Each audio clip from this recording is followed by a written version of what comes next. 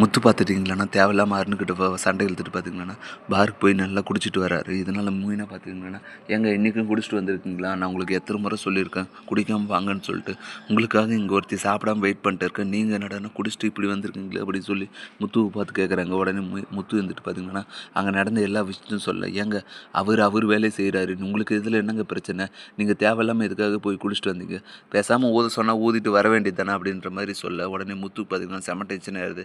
ஏன் நான் தான் குடிக்கலன்னு சொல்கிறேன், அப்பயும் என்ன ஊதுன்னு சொன்னால் எனக்கு டென்ஷன் ஆகாதா, அதனால தான் போய் குடிச்சிட்டு போய் திருப்பி வம்பு இழுத்தேன், இதில் என்ன தப்பு இருக்கு மீனா அப்படின்னு சொல்ல, ஏங்க நீங்கள் பண்ணதே சரின்னு சொல்லி பேசாதீங்க, அவர் வேலையை தானே செய்கிறாரு, நீங்கள் தான் இப்போ தேவையில்லாமல் குடிச்சிட்டு வந்து வம்பு இழுக்கிறீங்க அப்படின்ற மாதிரி சொல்கிறாங்க.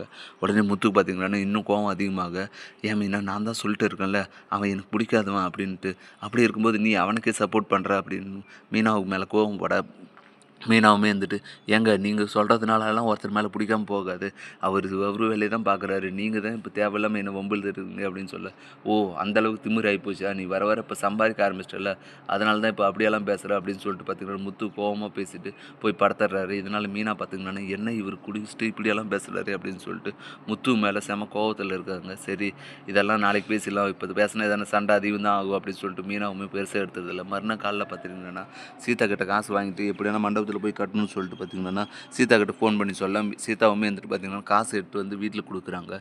காசை வாங்கி வச்சு மீனா பார்த்திங்கன்னா சீதாக்கிட்ட நன்றி சொல்லிட்டு சீதாவையும் அமுச்சு விட்றாங்க. அதுக்கப்புறம் பரபரப்பாக எல்லா வேலையும் முடிச்சுட்டு மண்டபத்துக்கு கிளம்பி போக, இதெல்லாம் தெரிஞ்சுக்கிட்டு வித்யா பார்த்திங்கன்னா சிந்தாமணிக்கு கால் பண்ணி, சிந்தாமணி அவள் காசு ரெடி பண்ண மாட்டேன்னு நினச்சா நம்ம காசு ரெடி பண்ணிட்டாங்க, அவள் இப்போ நேராக மண்டபத்துக்கு தான் போயிட்டு இருக்கா, அவளை எப்படியான தடுத்துருங்க, இல்லைனா அவள் இந்த ஆர்டரையும் உங்ககிட்ட பறிச்சிருவா அப்படின்னு சொல்லி வித்யா போட்டு கொடுக்க, சரி நான் பார்த்துரு அப்படின்னு சொல்லிட்டு வித்யா பார்த்திங்கன்னா மீனாவை தடுக்கிறதுக்கான எல்லா முயற்சியும் ஈடுபடுறாங்க. இதில் என்ன நடக்க போகுதுன்றதை நம்ம பொறுத்துன்னு தான் பார்க்கணும். மெல்லுது போன்ற அப்டேட்ஸ் தெரிந்து கொள்ள மறக்காம நம்ம சேனலை சப்ஸ்கிரைப் பண்ணுறேங்க, கூடவே பெல் பட்டன் அழுத்துங்க, அப்போ தான் நான் போடுற ஒவ்வொரு வீடியோ உங்களுக்கு நோட்டிஃபிகேஷன் வரும். தேங்க்யூ.